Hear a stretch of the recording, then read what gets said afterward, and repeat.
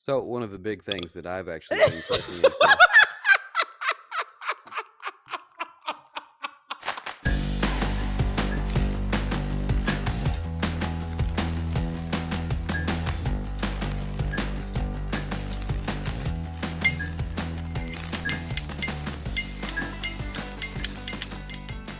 Welcome back, FOMOs. We are back with another episode, and today we are talking about market mythbusters.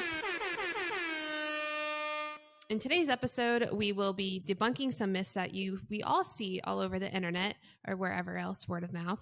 And we will also be teaching you on ways to not fall behind in this market during this year.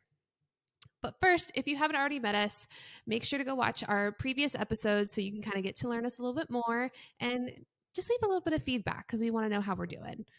And with that, further ado, let's get in today's episode starting with horror story segments.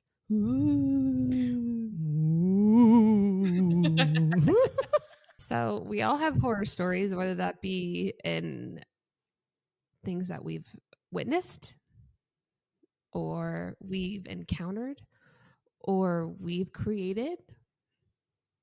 There are different ways that things can happen that may seem a little scary.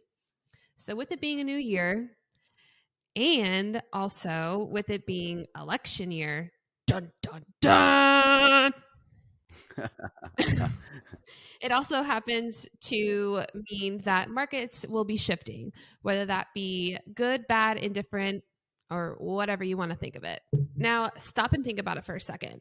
With it being election year, what is one thing that always comes into your mind when it's during this time? Political commercials. Oh, yeah. Yeah. That makes sense. So we hear them 8 million times, and they're probably going to be starting soon. We hear them, we see them, they drill them into our heads to where, like, when the commercial comes on, I literally repeat what they're saying. And it's like, this has been sponsored by blah, blah, blah, blah, blah. And so with that, what I want us to do is provide our listeners to not let their buyers and sellers and even themselves get under those covers and stay and hide. So that kind of goes back into the whole horror story segment, because there's things that are going to be happening that can be scary in our industry. The number one thing that sticks in my head is politicians are going to be telling buyers and sellers and everybody exactly what they want to hear to get themselves into office. Now, one thing we won't pull on at all really on this podcast is politics, but we have to understand that politics do play a role in the market. With this being an election year, we won't talk about our personal politics. Yeah, we won't talk about our personal politics at all, because we have to understand that politics do play a portion in real estate, because you have the high years and you have the low years depending on who's in office.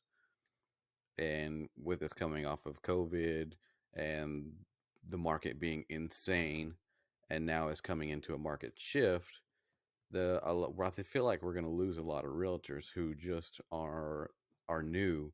I saw something earlier that the NAR membership is up to a topping of 1.6 million agents in the U.S., and that doesn't even cover any of the agents that aren't a part of National Association of Realtors. It said that there's 2 to 3 million extra non-members. So I feel like we're going to be losing a lot of agents this year just because they weren't ready for a market shift. Yeah, I mean, some advice that I had gotten when I had first gotten into real estate was to understand that to have a long career in this field, you have to kind of ebb and flow. You have to kind of take the punches, learn, be flexible, change things up. Like, I've met so many well-seasoned agents that are like, I will never post on social media, or I will never door knock, or I've never gotten clients from an open house, or whatever. We don't want to be those kinds of people, right? We want to try new things. We want to understand that with new markets, new politics, new policies, a whole new set of buyers entering the market right now, because we have a really big group of late millennials and early Gen Zers really entering in the market right now. So we have to change as the market changes, right? Not who we are as people, but how we do our marketing and how we reach a new sect of buyers. And this year is going to be incredibly pivotal for newer agents that have joined just within the last 1 to 3 years. If you are new, that's kind of like the new agent era, is this like 1 to 3 year range of new agents, because we've all been in post COVID, right? That's really, there's like a pre-COVID era and then there's like a post-COVID era, right? COVID has changed a lot of things and a lot of ways and how we do our business. So one thing that we want to make sure that we encourage everyone out there is to not don't say no. Don't say no, or that you will never do something. Be open to trying new things. Be open to exploring non-traditional loans. Be open to exploring non-traditional clients. Like everybody's like, I only want luxury clients. Guess what? A lot of the times in election years, when taxes change and things like that, a lot of those luxury clients tend to hoard their money a little bit more. So you need to make sure that you're dabbling in different areas, because there's a lot of people who are still buying and selling within that $200,000 to $500,000 range, right? That might not be considered luxury or be your exact market, but you need to also make money. So, shift your focus a little bit and really engage with that group of people. See a need and fill that need and keep yourself afloat. Plus, you're going to be learning a whole lot while you're doing it. Yeah, and that's one thing. So when you became a realtor, you signed up to help people. You didn't. I mean, obviously, you want to have your niche market, but you still have to help the people that are looking for those two, three, four, $500,000 houses, and because they deserve the help just as much as anybody else does. No, yeah, I think that's a really good point. And our culture, our society doesn't have to be a spectator sport. Again, we don't have to let these things happen to us, right? We can take a little bit of charge. You can vote however you want to vote, educate yourself, whatever. But what does that mean for agents in the market? One of the big things that I've been seeing has been mainstream media's determination to instill fear into your clients. And the best way to combat that for our clients is to encourage them with the actual knowledge. Like, we're not fear mongers. We will be real. You need to be real with your clients. Is it a good time to buy? If you're in, if you're in a certain, it just depends on everybody's situation, but it could be a really good time to buy. Investors, it's an incredibly good time to buy. So there's always educate your clients on what's truly happening in your market, not in the world, not globally, because I mean, you can speak to that a little bit, but our clients want to know what's going on in our market right now. What is the best thing to do with their money? And they want us to be their trusted advisors. The best way we can do that is to, one, be educated ourselves on what's truly going on in our market, and then also to help educate. What do you think? Yeah, because if you're not educated, well, let me touch back on this. So, a lot of buyers right now are concerned with the higher interest rates. If you're educated enough, then you have the knowledge to know that we're back at a interest rate that we were in 2019. So, it's not terrible. If you look back, uh, at least rates are not like they were in the 80s. Back in the 80s, they were 16, 17, 18%. And a lot of the people now, a lot of the clients now don't understand that the rates really aren't that bad. And you have to educate them on the fact that they aren't buying the house at a different rate. So whenever it boils down to it, people were buying houses in 2020, 2022, 21, and 2022 at a high to low 3% interest rate.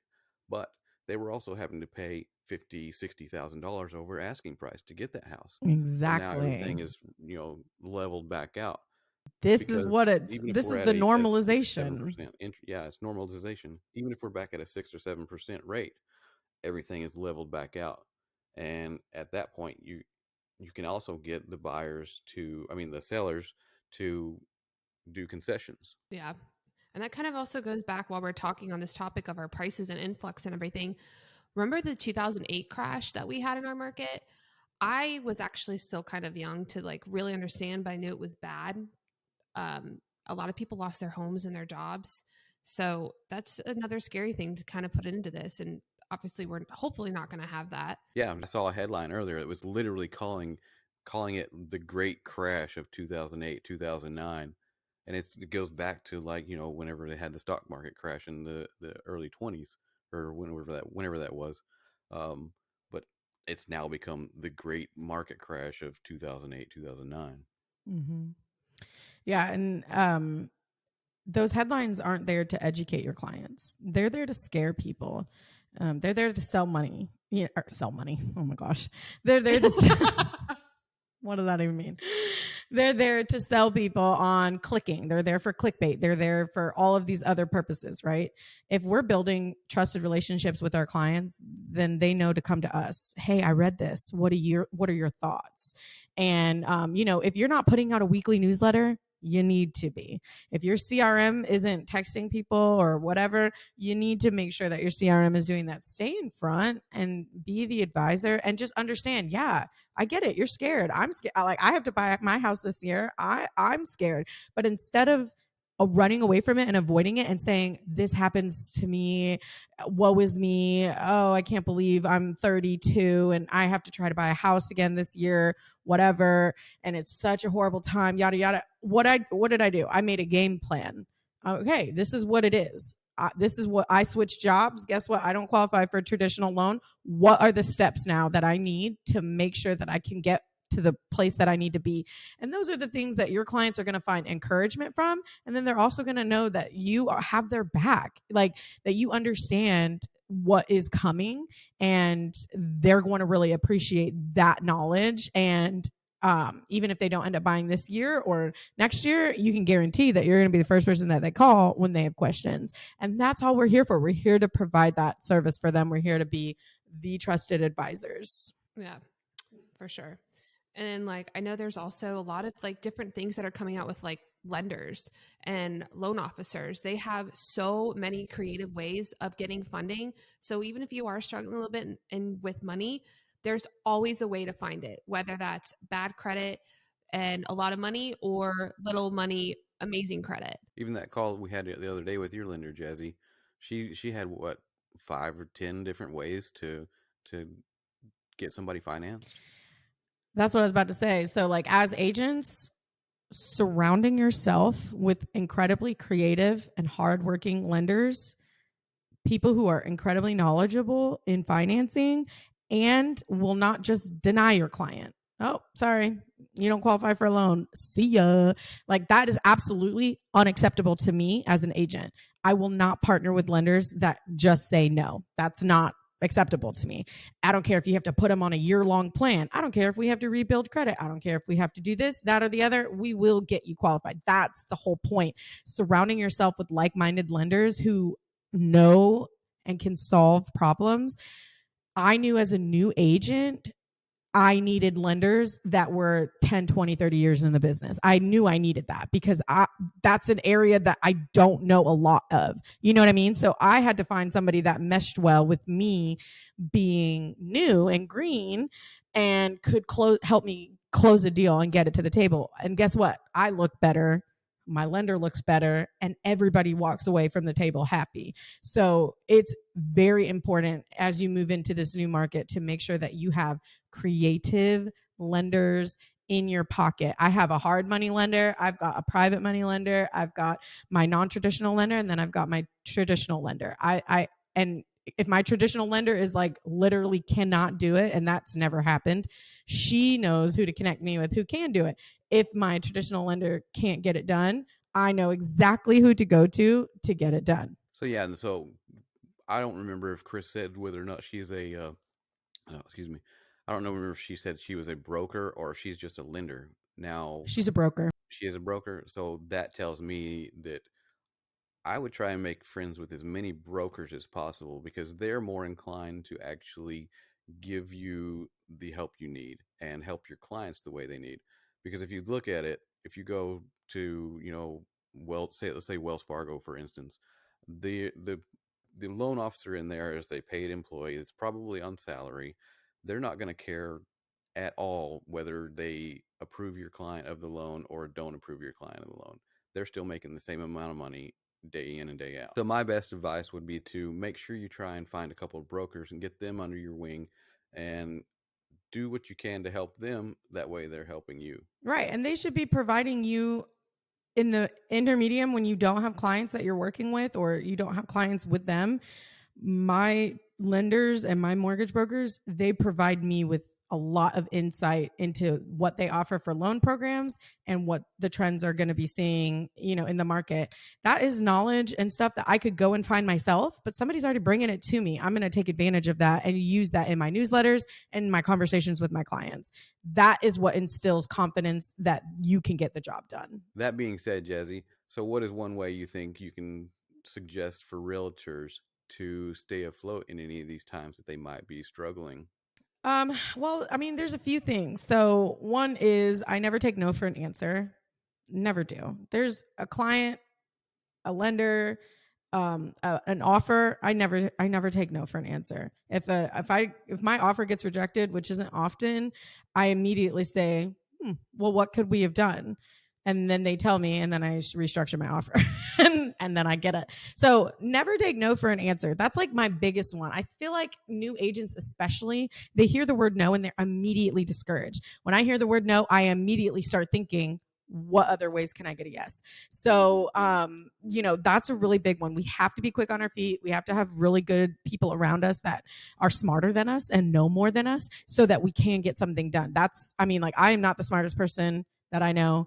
I always have people that I can talk to about how to get something done, and that is a value to my client, right? So that's one thing. The other thing is really leaning into your video and social media marketing. If you are not on social media, if you are not doing YouTube videos, if you are not engaging with clients through video currently, you need to be.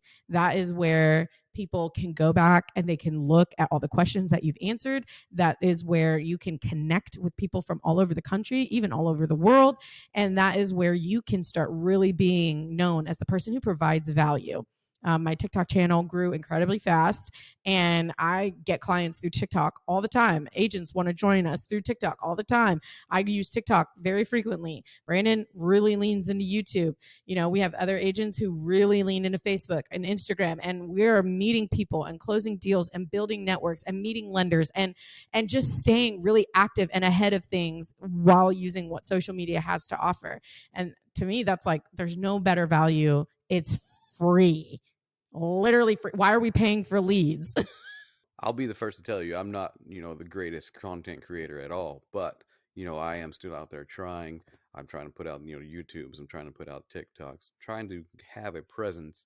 And until I'm told no, like a hard set no, I'm going to try every which way I can. Have you been told yet? Have you been told no, Dana, anywhere? No, but I'm also still growing just because I am new. So I'm learning a lot about this. But within our group, obviously, we talk a lot about social media and our lead generation through that way.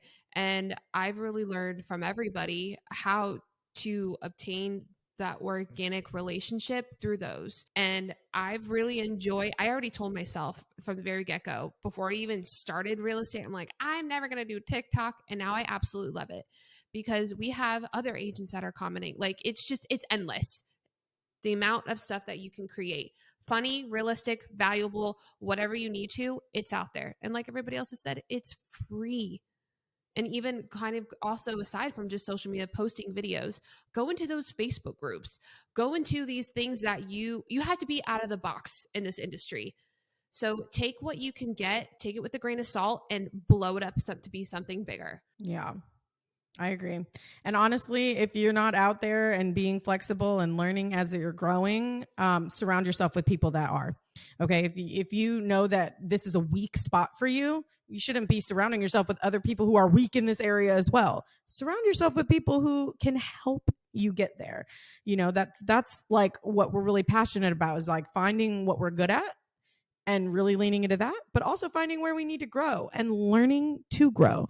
So, don't sit there and be like, well, I don't know how to make a video, so I'm not going to do it. Or I don't know how to upload a TikTok, or I don't want to dance, or whatever. You know what I mean? Karis has 70,000 followers and she's never danced on TikTok one time. And so, you don't have to do what you think you have to do. Surround yourself with people who know what they're doing and learn from them. Be a learner in life always. And that means we're always looking for other agents to join us too. So if you want some help, you know, we're not the professional, or we're not the experts yet, but we have a good base to start you on. So if you want to find a new brokerage or anything, you can always hit us up. Let us know what your thoughts are. Let us know where you want to be in 5 years, 10 years. Yeah, no, for sure. And I'm kind of glad that we talked about the social media thing, because I know a lot of people doubt social media when it comes to real estate. You're just making videos. No one's going to follow you. Like, how do you close deals? Christy Ball, for an example, look, she started her YouTube channel a year ago and she's already closed multi-million-dollar deals through YouTube and YouTube only. So Without paying for ads, people, you don't have to pay for ads. Free. That's a good myth. Debunked. Next. So one of the big things that I've actually been pressing into. It's always no. We need to have all of Dana's burps so that at the end of the year we can make a little burp song. It's just Dana burping on freaking camera. I didn't even hear it. I had to enlighten on the situation. She leaned into the microphone and went, bleh. I'm about to pee my pants and I just peed. This is definitely going into the short, bro. Brandon's like, all right, let's talk about this. And then Dana goes, bleh. So one thing that I've really pressed into is YouTube myself for that free version. Like Dana said, Chrissy's been making YouTube videos for a year now, and it did take a little time for her to catch some traction, which it will in any kind of social media. But now you have to press into it and reach out to people, and once you get those people, you're getting interactions, and you're creating relationships and creating rapport with potential clients. They see how you are on your YouTube videos, just as would be the same that they would see you in person. And that's one thing that Jazzy has actually started. She's going to be starting her YouTube channel here in the next week too. Yeah, I just got my edited videos back. Oh, I didn't even know you had already recorded some. I told you that day. I just the day that I said, all right, fine, I'm going to just do it. I went and recorded 2 YouTube videos, an intro video, and then my first one. And I sent it off to the editors and I just got it back. Oh, wow. So do not be fooled by the myths of the market, right? We do not want to be led astray so easily. We want to be anchored into what is true and what is going on and real and happening in your market right now. Be as creative as possible when you're looking for your lenders, when you're helping your clients, when you're suggesting and advising to your clients. Be creative. Don't take no, don't take no at face value. Find a way to make it work, and you will have repeat clients for life. And then, at the end of the day, don't believe everything mainstream media says. Truly, they're out to scare people. You need to be in front of your clients, engaging with them and providing value. That's our goal. That's our job, is to provide value to our clients and be encouraged. Okay. There might be all these things that you're reading out that, say that realtors are going to be making less money and whatever. And I'm like, I'm going to lean in. I'm going to make double, maybe even triple the amount of money I made last year. Why not? Because it's a good time in the market. It's a great day, as Ricky Carruth said, to wake up and be in the best industry, which is real estate. So wake up with that attitude every day. Go out, get it, fight for your work, fight for your clients, and be present, be active. And we're going to be right there along with you, being out there, present and active. We're going to be here encouraging you guys. We have a community over on Facebook filled with agents who also are like-minded and they're go-getters. Please join our community. It's in our link tree.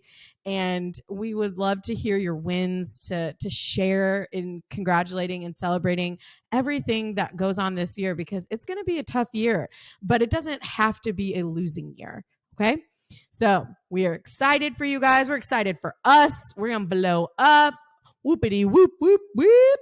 So, yeah, we will see you guys next time here on the FOMO Pod. And like always, like, comment, share, and follow. Peace.